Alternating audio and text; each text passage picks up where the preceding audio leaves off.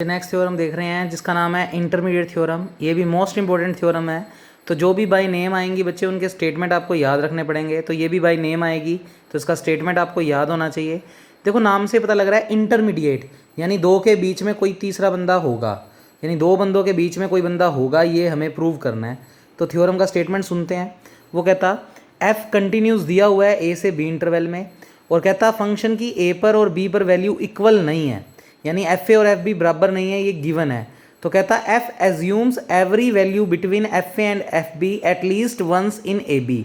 इस लाइन का मीनिंग समझो कि प्रूव क्या करना है कि ए से बी इंटरवल के अंदर कोई एक पॉइंट कम से कम ऐसा जरूर होगा जिस पर फंक्शन की वैल्यू जो भी होएगी वो एफ ए और एफ बी के बीच में होएगी। अब मान लो अपने को ये मान लेते हैं कि ए से बी इंटरवल के बीच में कोई सी पॉइंट है, तो सी पॉइंट पर फंक्शन की वैल्यू क्या आएगी, एफ सी। और प्रूव करना है कि वो एफ सी किन किन के बीच में होगा, एफ ए और एफ बी के बीच में होगा, और एफ ए और एफ बी के बीच में एफ सी को बिठाना है, और जो सी पॉइंट है वो किस इंटरवल के अंदर होना चाहिए, ए से बी के बीच में। तो वापिस सुनो, इस थ्योरम में हमें प्रूव ये करना है कि ए से बी इंटरवल में कोई सी पॉइंट ऐसा ढूंढना है जिस पर फंक्शन की वैल्यू जो एफ सी होगी वो एफ ए और एफ बी के बीच में होगी। तो ये लाइन को शो करने के लिए सबसे पहले जो चीज़ गिवन है उसको बुलाया, तो हेडिंग लगाई बच्चे प्रूफ। मोस्ट इंपॉर्टेंट थ्योरम है, और इस थ्योरम से रिलेटेड अगले चैप्टर डिफरेंशिएबिलिटी में भी एक थ्योरम आएगी जिसमें ऐसी सी थ्योरम ही है, तो इसका थोड़ा सा यूज़ होगा। तो इस थ्योरम को ध्यान से समझना। गिवन क्या है बच्चे सबसे पहले, तो ध्यान से समझते जाना, प्रॉपर ही लिख रहा हूँ। F is continues in A से बी इंटरवल, फंक्शन ए से बी इंटरवल में कंटिन्यूज है, ये गिवन है। और गिवन है F A not equal to F B, ये मोस्ट इंपॉर्टेंट लाइन है कि गिवन है कि फंक्शन की ए पर और फंक्शन की बी पर वैल्यू बराबर नहीं है। अच्छा, टू प्रूव में जो लाइन अपने को प्रूव करनी है वो एज इट इज़ लिख दो। एफ एज्यूम्स, तो इसको थोड़ा फर्स्ट लिख रहा हूँ, every value between F A and F B at least once in A से बी, यानी ए से बी इंटरवल में ऐसा पॉइंट ढूंढना है जिस पर फंक्शन की वैल्यू जो एफ सी होएगी वो एफ ए और एफ बी के बीच में होएगी। तो मैं लिख देता हूँ दैट मीन्स टू प्रूव, कोई सी पॉइंट ए से बी इंटरवल में ऐसा होना चाहिए जिस पर फंक्शन की जो वैल्यू एफ सी होगी वो लाई करनी चाहिए, यानी एग्जिस्ट करनी चाहिए between F A and F B, यानी एफ ए और एफ बी के बीच में एफ सी होना चाहिए। ये हमें प्रूव करना है। तो बच्चे इसको प्रूव करने के लिए ना एक अलग ही कंसेप्ट लेकर चले।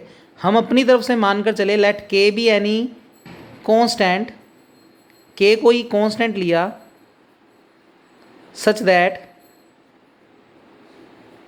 तो उससे पहले एक लाइन लिखते हैं बच्चे, इसको थोड़ा सा कट कर रहा हूँ, ध्यान से सुनना। तो यहाँ से देखो F A not equal to F B given था, तो पहले यहाँ से हमने दो केस राइज किए। देखो एफ ए और एफ बी बराबर नहीं है, तो अब पता नहीं ये बड़ा हो सकता है ये बड़ा हो। तो यहाँ से दो पॉसिबिलिटीज़ बनती है, या तो एफ ए बड़ा होगा एफ बी से, या एफ बी बड़ा होगा एफ ए से। भाई दोनों चीज़ें बराबर नहीं है, तो इन दोनों में से कोई तो बड़ा होगा, तो हो सकता है ये चीज़ हो सकता है ये। अब पूरी थ्योरम को या तो तुम इसके लिए प्रूव कर दो या इसके लिए, किसी भी एक के लिए कर दो। तो एक के लिए कर दिया तो दूसरे के लिए भी अपने आप ऑटोमेटिकली हो जाएगा, तो उसको करके दिखाने की जरूरत नहीं है, बस तुम किसी एक के लिए करके दिखा दो। तो मैं नोट्स के अकॉर्डिंग इस केस के लिए करके दिखा रहा हूँ बच्चे। जब एफ ए ग्रेटर देन क्या लिया, जब एफ बी हमने ग्रेटर देन क्या लिया हुआ है बच्चे, तो मैं नोट्स के अकॉर्डिंग ही करवा रहा हूँ आपको। तो नोट्स के अंदर मैंने ये वाले केस से प्रूव किया हुआ है, तो मैं इसको लेकर ही चल रहा हूँ। तो पहला केस ही बुला लिया, तो case first, if F A greater than F B. अब एफ ए अगर एफ बी से बड़ा है तो इनके बीच में कोई तो एक नंबर होगा जो इनके बीच में होगा, तो वो नंबर हमने के नाम से मान लिया। लेट के बी एनी कांस्टेंट, के कोई भी ऐसा कांस्टेंट है जो एग्जिस्ट कर रहा है, exist between F A and F B. तो हमने मान लिया, क्योंकि देखो एफ ए अगर बड़ा है एफ बी से, तो ये बड़ा है और ये छोटा है, तो इनके बीच में कोई ऐसा नंबर तो होगा जो इन दोनों के बीच में लाई करता होगा। ये 5 है, ये 3 है, तो 5 और 3 के बीच में 4 होएगा ना, तो उस 4 को हमने के नाम दे दिया और लाइन लिख दी एफ ए के एफ बी। अब हमें बस थ्योरम में प्रूव क्या करना है कि के एक जस्ट नंबर ना हो, वो किसी पॉइंट पर फंक्शन की वैल्यू हो। तो बस अब अपने को थ्योरम में प्रूव करना सिर्फ इतनी सी बात है कि के बराबर एफ सी लेकर आना है। सोचो अगर के बराबर एफ सी आ गया, इसको इक्वेशन 1 दे दी, अगर के बराबर एफ सी आ गया तो के की जगह यहाँ पर एफ सी रख दूंगा। एफ सी रख दूंगा तो एफ ए और एफ बी के बीच में तुमने सी पॉइंट ऐसा ले आए जिस पर फंक्शन की वैल्यू एफ सी है, जो इन दोनों के बीच में लाई कर रही है। और हमें भी यही प्रूव करना है कि एफ रखता है अपनी कोई वैल्यू एफ ए और एफ बी के बीच में किसी पॉइंट, जो कि पॉइंट किस में लाई कर रहा होगा, ए से बी के बीच में। यानी बस हमें आर्टिकल में के बराबर एफ सी प्रूव करना है, और जहाँ पर सी जो है वो लाई कर रहा है ए से बी इंटरवल के अंदर। यानी हमने ए से बी इंटरवल में एक पॉइंट ऐसा ढूंढ दिया जिस पर फंक्शन का मान एफ ए और एफ बी के बीच में लाई कर रहा है। तो ये लाइन प्रूव करनी है। तो ये लाइन प्रूव करने के लिए बस के की वैल्यू एफ सी के बराबर आनी चाहिए। तो बस इस थ्योरम को करने के लिए सिर्फ एक लाइन तुम्हें याद करनी है। तुम्हें अपनी तरफ से एक फंक्शन फाई एक्स मानना है, और वो मानना है बच्चे एफ एक्स माइनस के। अब कल या परसों की, कल जो वीडियो अब शाम तक आएगी तुम्हारे पास, उसके अंदर तुम्हारे पास क्या होगा, मैं फाई एक्स एक फंक्शन मानूंगा जो एफ एक्स माइनस के एक्स मानूंगा। तो वो आगे डिफरेंशिएबिलिटी के अंदर बताऊंगा क्यों मानना है ऐसा। फिलहाल इस थ्योरम को करने के लिए आपको फाई एक्स बराबर एफ एक्स माइनस के मानना है। अब ध्यान से सुनते जाना, अब सब कुछ लॉजिकल चलेगा, बस ये एक लाइन ध्यान में रखनी है। इसको मार्क कर दिया इक्वेशन नंबर 2। अब सुनो, एफ एक्स, एफ फंक्शन हमें कैसा दिया हुआ है, कंटिन्यूस। तो यानी एफ एक्स तो कंटिन्यूस है ही, और के हमने क्या माना हुआ है, कांस्टेंट। और कांस्टेंट फंक्शन भी हमेशा क्या होते हैं, कंटिन्यूस। तो आप क्या लिखोगे, एफ एक्स इज कंटिन्यूस, के इज कंटिन्यूस, और दो कंटिन्यूस फंक्शन का माइनस भी क्या होता है, कंटिन्यूस। तो ओवरऑल ये पूरी चीज़ क्या है, कंटिन्यूस। अगर आर एच एस कंटिन्यूस तो एल एच एस भी कंटिन्यूस। तो ये लाइनें जो मैं बोल रहा हूँ वो आप खुद लिख लेना। तो मैं डायरेक्ट लिख रहा हूँ, क्योंकि एफ एक्स कंटिन्यूस है, कांस्टेंट फंक्शन हम जानते हैं कंटिन्यूस होते हैं, दो कंटिन्यूस फंक्शन का माइनस भी हमेशा कंटिन्यूस होता है। तो ओवरऑल ये R H S continuous, R H S continuous तो एल एच एस भी कंटिन्यूस। तो कुल मिलाकर इतनी लाइनें बोलकर हमने बोल दिया कि phi X is a continuous function, interval क्या चल रहा है, इन ए से बी। तो फाई एक्स जो है वो ए से बी इंटरवल में कैसा फंक्शन बन चुका है, कंटिन्यूस। अब अगर फाई एक्स ए से बी इंटरवल में कंटिन्यूस है, तो सबसे पहले तो मैं इस इक्वेशन 2 में एक बार तो ये वाली बाउंड्री पुट कर रहा हूँ, और एक बार लास्ट वाली बाउंड्री पुट कर रहा हूँ, और देखता हूँ क्या कुछ मिलता है। तो क्या लिखेंगे, put x equal to A in equation number 2। तो सबसे पहले इक्वेशन 2 में x को a रख दो। तो देखो क्या बनेगा, phi A is equal to X की जगह a रखा, एफ ए माइनस के। अब सब कुछ समझने वाली बात है बच्चे। यहाँ से देखो इक्वेशन नंबर 1 से k को अगर इधर लेकर आए तो इस तरफ 0 बन गया। तो एफ ए माइनस के की वैल्यू 0 से क्या आ रही है, बड़ी। तो आप यहाँ पर रीजन में क्या लिखोगे, यूजिंग 1। आपको इक्वेशन 1 दिख रही होगी नोट्स में। तो बच्चे एफ ए माइनस के को अगर इधर लेकर जाएंगे तो इधर 0 बन जाएगा। तो एफ ए माइनस के किससे बड़ा, 0 से बड़ा। तो यहाँ पर लिख सकते हो एफ ए माइनस के की वैल्यू पक्की बात है 0 से क्या होगी, बड़ी, यूजिंग 1। इक्वेशन 1 का अगर यूज़ करते हैं तो ये चीज़ 0 से क्या आ रही है, बड़ी। अगर आर एच एस 0 से बड़ी तो एल एच एस भी 0 से बड़ी। तो फाई ए की वैल्यू 0 से क्या आ गई बच्चे, बड़ी।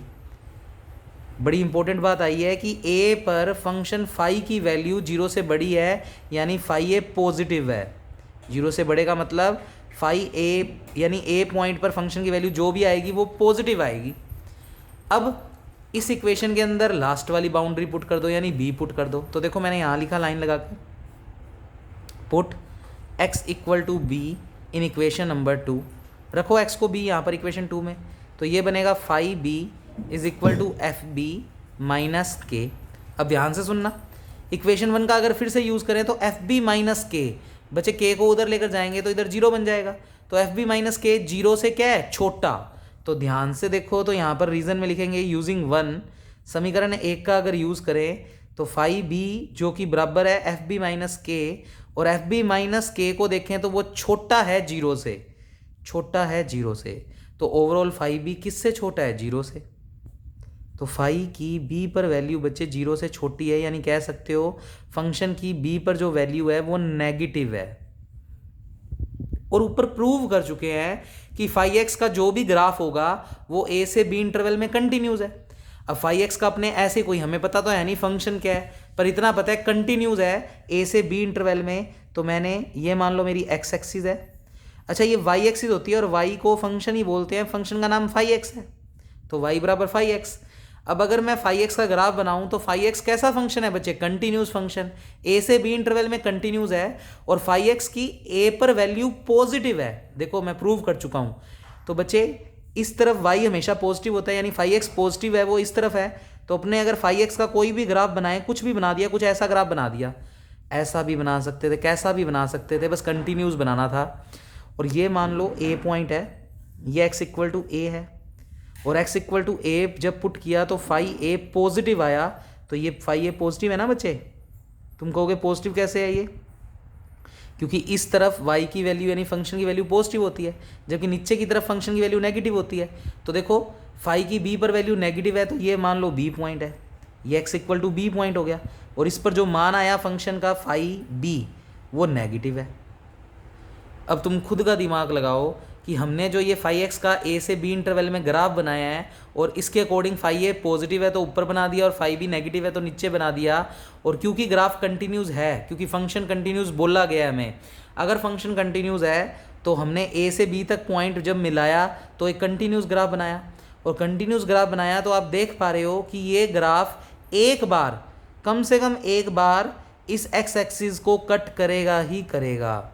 और जब अगर किसी एक पॉइंट पर वो एक्स एक्सिस को कट करेगा तो एक्स एक्सिस पर वाई की वैल्यू कितनी होती है, जीरो। एक्स एक्सिस पे वाई हमेशा जीरो होता है, तो फाई एक्स भी क्या होगा, जीरो, क्योंकि वाई को तो हमने क्या माना है, फाई एक्स। क्योंकि एक्स एक्सिस पे हम जानते हैं वाई जीरो होता है, तो वाई जीरो तो यानी फाई भी जीरो। तो इस पॉइंट का नाम हमने रख दिया कोई सी पॉइंट, इस पॉइंट का नाम क्या रख दिया, सी। तो हमने लिखा क्या लाइनें, क्योंकि फाई एक्स इज़ कंटिन्यूस, ये हम ऊपर प्रूव कर चुके हैं कि फाई एक्स एक कंटिन्यूस है ए से बी इंटरवल में, एंड ये भी प्रूव कर दिया कि फाई की ए पर वैल्यू पॉजिटिव और फाई की बी पर वैल्यू जो है वो है नेगेटिव। तो श्योरली कह सकते हो कि फिर कम से कम एक पॉइंट सी ऐसा होगा जिसके लिए फंक्शन फाई सी की वैल्यू कितनी होगी, जीरो। क्योंकि देखो सी पॉइंट ऐसा है जिस पर वाई जीरो होगा, वाई जीरो होगा किस पॉइंट पर, सी पर, तो फाई सी की वैल्यू कितनी हो जाएगी, जीरो। तो आप क्या कहोगे, so there exist at least, कम से कम एक बिंदु ऐसा होगा, at least one point C. और देख लो ये सी पॉइंट जो है वो ए से बी के बीच में लाई कर रहा है, तो हमने क्या लिखा, कोई ना कोई सी पॉइंट ऐसा जरूर होगा ए से बी इंटरवल में जिसके लिए फंक्शन की वैल्यू जीरो होएगी। किस पॉइंट पर बात कर रहे हैं, सी पे। तुम नाम कुछ भी रख सकते थे, मैंने सी पॉइंट रख दिया, जिसके लिए फाई सी बराबर क्या होगा, जीरो। होएगा ही होएगा, डेफिनेटली होगा, क्योंकि अगर फाई एक्स कंटिन्यूस ग्राफ है और ए पर वैल्यू पॉजिटिव और बी पर नेगेटिव दिखानी है, तो ए पर पॉजिटिव दिखा दी, बी पर नेगेटिव दिखा दी। और क्योंकि फंक्शन कंटिन्यूस है तो ए से बी को मिलाएंगे तो वो कंटिन्यूस ग्राफ बनाएगा, और अगर कंटिन्यूस ग्राफ बनाएगा तो वो ग्राफ पक्की बात है एक्स एक्सिस को कट करेगा, और अगर वो ग्राफ एक्स एक्सिस को कट करेगा तो वहाँ पर वाई की वैल्यू हमेशा क्या होती है, जीरो, और वाई को जीरो रखेंगे तो फाई भी क्या होगा, जीरो। किस पॉइंट पर बात चल रही है, सी पॉइंट पर, तो फाई की सी पर वैल्यू क्या होगी फिर, जीरो। तो हमने फाई सी बराबर क्या रख दिया, जीरो। अब सुनो, मैं इस इक्वेशन 2 के अंदर x को c रख रहा हूँ, और फिर फाई c की वैल्यू प्रूव कर चुके हैं कि वो जीरो होएगी, तो उसको जीरो रख रहा हूँ। तो देखते हैं क्या बनता है। तो put x equal to C in equation number 2। तो मैंने लिखा put x equal to C in equation number 2। तो जैसे ही आप x इक्वल टू सी 2 में रखोगे तो बनेगा फाई सी बराबर एफ सी माइनस के, और फाई सी की वैल्यू कितनी आ चुकी है, जीरो, वो रख दो यहाँ पे। तो जीरो बराबर एफ सी माइनस के, यहाँ से के की वैल्यू निकालें तो माइनस का के उधर जाकर प्लस का, तो के बराबर आ गया बच्चे एफ सी, और यही हमें प्रूव करना था। और जहाँ पर सी कहाँ से बिलोंग कर रहा है, ए से बी इंटरवल के बीच में। तो बच्चे के की वैल्यू एफ सी आ गई, उसे उठाकर इक्वेशन 1, ये रही इक्वेशन नंबर 1, इसमें के की जगह एफ सी रख दो। तो लिखेंगे फ्रॉम 1, समीकरण 1 से एफ ए और एफ बी के बीच में के को बिठाया था, और के कहता मैं किसके बराबर हूँ एक्चुअल में, एफ सी के बराबर। तो बच्चे इसका मतलब, और सी कहाँ से बिलोंग कर रहा है, ए से बी इंटरवल के बीच में। तो हमने पूरी लाइन क्या प्रूव कर दी कि ए से बी इंटरवल के बीच में सी कोई ऐसा पॉइंट है जिस पर फंक्शन का मान एफ ए और एफ बी के बीच में लाई कर रहा है। और यही हमें लाइन बोली गई थी कि एफ एज्यूम्स का मतलब एफ रखता है अपनी कोई value between F A and F B at least once in A B, यानी ए से बी इंटरवल में कोई ऐसा पॉइंट होगा जिस पर फंक्शन का मान एफ सी एफ ए और एफ बी के बीच में लाई करता होगा। तो एफ ए और एफ बी के बीच में एफ सी लाई कर रहा है, जहाँ पर सी जो है वो ए से बी इंटरवल के बीच की कोई वैल्यू होगी। तो इसे बोलते हैं इंटरमीडिएट। इंटरमीडिएट का मतलब ये बीच में है, किन किन के, एफ ए और एफ बी के बीच में। तो बच्चे आज वाली वीडियो मोस्ट इंपॉर्टेंट थी, इसको ध्यान से कर लेना। उसके बाद नोट्स में तुम्हें एक यूनिफॉर्म कंटिन्यूस डेफिनेशन मिलेगी, सेक्शन ए के लिए इंपॉर्टेंट है। तो यूनिफॉर्म कंटिन्यूस के लिए क्या मतलब है कि मान लो ये कोई डोमेन है, कैसी भी शेप का बना दो, अगर कोई फंक्शन इसके हर एक पॉइंट पर कंटिन्यूस है। अभी तक कॉची कंटिन्यूज में हम पर्टिकुलर किसी ए पॉइंट पर बात करते थे, यानी किसी एक पॉइंट पर बात करते थे, पर अगर यूनिफॉर्म कंटिन्यूज किसी फंक्शन को बनना है तो इसका मतलब डोमेन के हर बिंदु पर वो फंक्शन कंटिन्यूज होना चाहिए। तो यूनिफॉर्म कंटिन्यूज की कॉची कंटिन्यूज की डेफिनेशन क्या है कि रैंडमली इसमें से कोई दो पॉइंट ले लो, तो हमने ले लिए x1 और x2, और लेकर क्या चलेंगे x1 माइनस x2 का मोड लेस देन डेल्टा, और प्रूव क्या करेंगे, दोनों पर f लगा दो, fx1 माइनस fx2 का मोड छोटा आ जाए एप्साइलोन से, ये लेकर चलेंगे और ये प्रूव करेंगे। अगर ये प्रूव हो गया तो पूरा का पूरा fx फंक्शन यूनिफॉर्म कंटिन्यूस कहलाएगा। यूनिफॉर्म कंटिन्यूस का मतलब इस डोमेन के अंदर जितने भी पॉइंट होंगे उन सब पे फंक्शन कंटिन्यूस होगा। जबकि कॉची कंटिन्यूस जब करते थे तो पर्टिकुलर x माइनस ए यानी a पर कंटिन्यूटी चेक करते थे, पर यहाँ पर रैंडमली कोई भी दो पॉइंट उठाओ, उनके बीच की दूरी लेस देन डेल्टा लेकर चलो, और उन पे फंक्शन लगाने पर अगर वो एप्सिलॉन से छोटे आ जाएं तो दिया गया फंक्शन fx इन सभी पॉइंटों पर क्या कहलाएगा, यूनिफॉर्म कंटिन्यूस। तो ये डेफिनेशन है, थोड़ी सी लिखी हुई है नोट्स में, इसको पढ़ जाना। अब बच्चे इसके बाद कुछ क्वेश्चंस करवाए हुए हैं यूनिफॉर्म कंटिन्यूस के, पर अब क्योंकि टाइम तुम्हारे पास कम है तो ये थ्योरम कर जाओ, ये थ्योरमों में से ही पेपर आता है मोस्टली। अब डिफरेंशिएबिलिटी की थ्योरम्स हो रह गई, तो दो थ्योरम्स उसकी करवाऊँगा और उसके बाद ख़त्म कर दूँगा। तो थोड़ा सा हम स्टार्ट कर रहे हैं उस चैप्टर को। तो सबसे पहले डेफिनेशन पढ़ रहे हैं हम डेरिवेटिव, इसको पढ़ना सीखो। डेरिवेटिव पॉइंट के लिए क्या कह रहे हैं कि कोई fx है वो रियल वैल्यूड फंक्शन है, वो मैं रियल वैल्यूड बता चुका हूँ क्या होता है, किसी a से b इंटरवल में, और a से b इंटरवल का नाम या फिर रख दो i। तो fx कोई रियल वैल्यूड फंक्शन है i इंटरवल में, तो कहता कोई c पॉइंट जो कि इस i इंटरवल में एग्जिस्ट कर रहा है, उस c पॉइंट पर फंक्शन के डेरिवेटिव की अगर वैल्यू निकालूं तो उसको f डैश c से, देखो डेरिवेटिव का मतलब c पॉइंट पर उस फंक्शन का डिफरेंशिएशन, तो f डैश c से शो करेंगे। और इसका फॉर्मूला याद रख लो थ्योरम्स के लिए, limit x tending to c fx minus fc upon x minus c।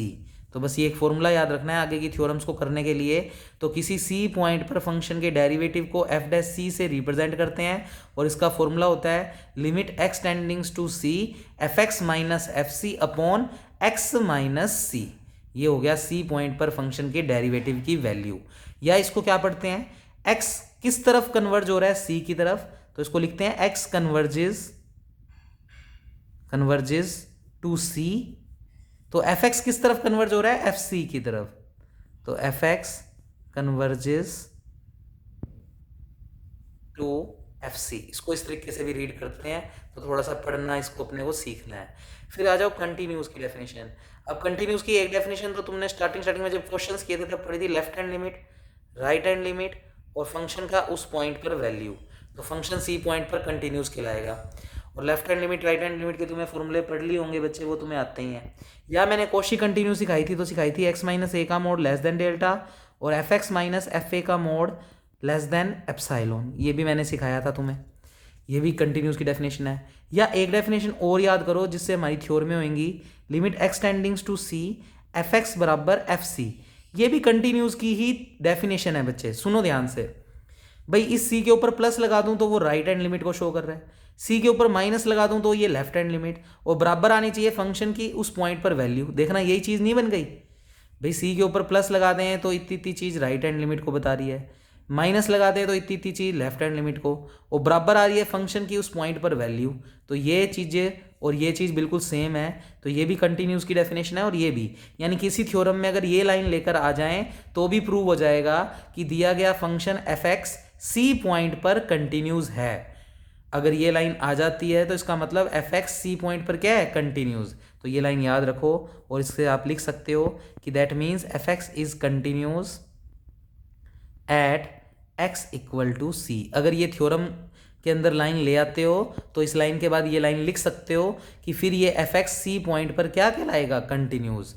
और इसको कन्वर्ज की डेफिनेशन में अगर पढ़ना है तो x किस तरफ कन्वर्ज हो रहा है, c पर, तो x कन्वर्जेस टू c, यानी x c की ओर अग्रसर है, तो fx किसकी ओर अग्रसर है, fc की तरफ, तो fx is converges to fc। तो ये दोनों चीज़ें इंपॉर्टेंट है बच्चे, इनको अच्छे से पढ़ लेना। और कल मैं करवा दूंगा डिफरेंशियबिलिटी की 2 थ्योरम 3 थ्योरम है, मोस्ट इंपॉर्टेंट है, उनकी वीडियो आपको कल मिल जाएगी। तो इतना इतना काम पढ़कर चल जाओगे तो पेपर अच्छा हो जाएगा। Okay, thank you class.